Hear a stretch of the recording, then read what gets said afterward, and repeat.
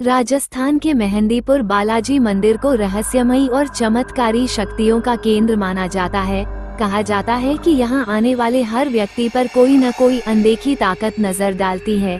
यहाँ न सिर्फ भूत प्रेतों को भगाया जाता है, बल्कि कुछ आत्माएं इतनी शक्तिशाली होती हैं कि वे इंसानों के साथ चल देती हैं।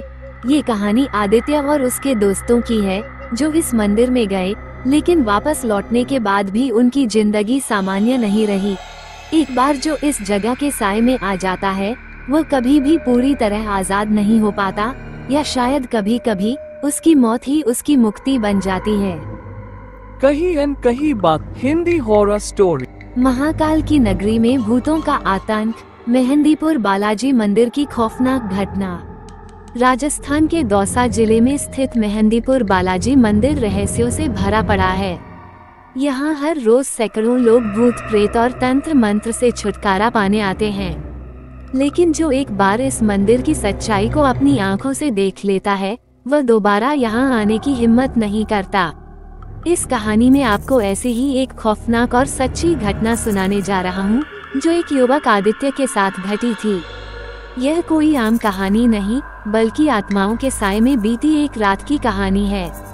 आदित्य अपने दोस्तों विवेक, करण और सौरभ के साथ घूमने के लिए जयपुर आया था। इन लोगों ने सुना था कि मेहंदीपुर बालाजी में रात को जाने की हिम्मत कोई नहीं करता, क्योंकि वहां प्रेत आत्माएं घूमती हैं।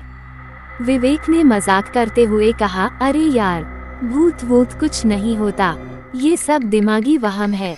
लेकिन करण ने गंभीरता से जवाब दिया, तुम मजाक कर रहे हो, लेकिन मैंने सुना है कि वहां जाने वालों पर किसी न किसी आत्मा का असर हो ही जाता है।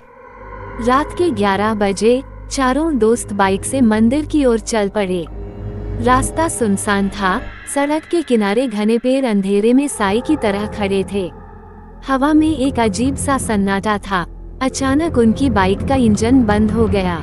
सौरभ बोला, क्या हुआ, बाइक क्यों बंद हो गई? आदित्य ने गाड़ी को दोबारा स्टार्ट करने की कोशिश की, लेकिन बाइक स्टार्ट नहीं हुई। तभी करण की नजर सड़क के किनारे खड़े एक सफेद कपड़े में लिपटे हुए इंसान पर पड़ी। उसका चेहरा साफ नहीं दिख रहा था, लेकिन उसकी आंखें, हाँ, वो आंखें चमक रही थीं। कौन है वहाँ? विवेक ने जोर से चिल्लाया, लेकिन जवाब नहीं आया। अचानक वो सफेद साया हवा में उड़ते हुए उनकी ओर बढ़ने लगा। इससे पहले कि कोई कुछ समझ पाता, वो आकृति अचानक गायब हो गई। किसी तरह बाइक स्टार्ट हुई और चारों दोस्त मंदिर के पास पहुंच गए। मंदिर के बाहर सैकड़ों लोग लाइन में खड़े थे। कोई चीख रहा था, कोई जमीन पर लौट रहा था, तो कोई अजीब अजीब हरकतें कर रहा था। मंदिर के अंदर से लोहबान और हवन के धुएं की महक आ रही थी। अचानक एक बाबा उनकी ओर आए और बोले, बेटा, वापस चले जाओ, यहाँ तुम्हारी मौजूदगी ठीक नहीं। लेकिन आदित्य और उसके दोस्तों ने इसे अंधविश्वास समझकर नजरअंदाज कर दिया और मंदिर के अंदर चले गए। जैसे ही उन्होंने मंदिर के गर्भगृह में प्रवेश किया, वहाँ एक औरत जोर जोर से चिल्लाने लगी, मत जाओ, वो तुम्हें नहीं छोड़ेंगे। लेकिन अब बहुत देर हो चुकी थी। आदित्य को अचानक लगा कि उसकी सांसें तेज हो रही हैं। उसकी आंखों के सामने अंधेरा छा रहा था।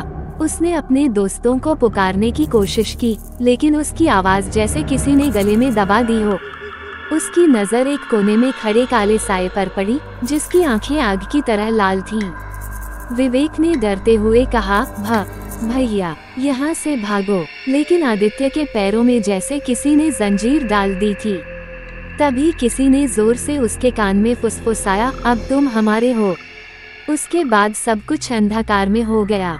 जब आदित्य को होश आया, तो उसने खुद को मंदिर के बाहर पड़ा हुआ पाया। उसके दोस्त घबराए हुए खड़े थे। करण ने बताया, तू अचानक जमीन पर गिर गया था और तेरा शरीर अकड़ गया था। तुझे उठाने की कोशिश की, लेकिन तेरा वजन बहुत बढ़ गया था, जैसे किसी और शक्ति ने तुझे पकड़ रखा हो। एक पुजारी ने कहा, इन्हें तुरंत हनुमान चालीसा पढ़वाओ, नहीं तो ये आत्मा इन्हें नहीं छोड़ेगी। जैसे ही मंदिर में हनुमान चालीसा का पाठ शुरू हुआ, आदित्य जोर जोर से चीखने लगा, नहीं, मुझे मत जलाओ। लेकिन यह आवाज आदित्य की नहीं थी। हनुमान चालीसा के शब्दों के साथ ही आदित्य की हालत बिगड़ती जा रही थी। उसका शरीर जमीन पर झटके खाने लगा। अचानक एक जोरदार चीख गूंजी और वह बेहोश हो गया। कुछ देर बाद जब उसने आंखें खोली तो वह सामान्य महसूस कर रहा था। पुजारी ने कहा, बेटा, तुम बहुत बड़ी मुसीबत में फंस गए थे। यहाँ आने की भूल दोबारा मत करना। आदित्य और उसके दोस्त डर के मारे बिना कुछ कहे वहाँ से भाग निकले। आदित्य वापस अपने घर आ गया, लेकिन कुछ चीजें अब भी वैसी नहीं थीं। रात को उसे अजीब आवाजें सुनाई देती, खिड़कियां अपने आप खुल जाती और कभी कभी उसे लगता कि कोई उसके पीछे खड़ा है। एक दिन जब वह आईने के सामने खड़ा था तो उसे अपनी परछाई में 2 लाल आंखें चमकती दिखीं। तभी कानों में एक जानी पहचानी फुसफुसाहट गूंजी। अब तुम हमारे हो। आदित्य ने खुद को समझाया कि यह सब उसका भ्रम था, लेकिन उसके साथ अजीब घटनाएं बढ़ती जा रही थीं। रात में सोते हुए उसे अचानक ऐसा लगता जैसे कोई भारी चीज उसकी छाती पर बैठ गई हो। वो हिलने की कोशिश करता, लेकिन उसका शरीर जवाब दे जाता। एक रात जब घर के सभी लोग सो रहे थे, आदित्य की आंख अचानक खुल गई।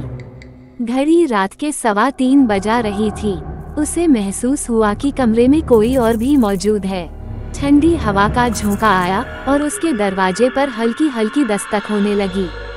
टिक टिक टिक टिक। उसका गला सूख गया। उसने धीरे से करवट ली और दरवाजे की तरफ देखा।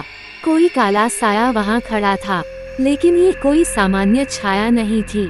इसकी लाल चमकती आंखें और लंबी टेढ़ी उंगलियां थीं, जो हवा में कांप रही थीं। आदित्य के होंठ फड़फड़ाए, लेकिन आवाज नहीं निकली। फिर वो काली आकृति धीरे धीरे उसकी तरफ बढ़ने लगी। सुबह जब आदित्य उठा तो उसके गले और हाथों पर नीले निशान थे, जैसे किसी ने उसे रात भर जकड़ कर रखा हो। डर के मारे वह अपने दोस्तों के पास गया।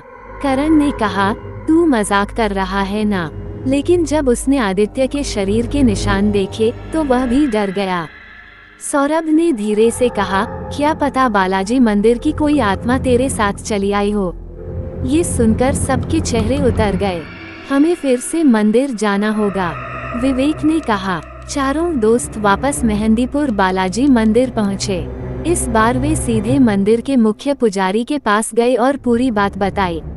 पुजारी ने गंभीर आवाज में कहा, बेटा, तुम लोग बहुत बड़ी भूल कर चुके हो। यहाँ सिर्फ देखने और चैलेंज करने नहीं आते। कुछ आत्माएं इतनी ताकतवर होती हैं कि वे तुम्हारे साथ चली जाती हैं। उन्होंने आदित्य पर एक नजर डाली और धीरे से बुदबुदाए, इस पर अब भी किसी का साया है। फिर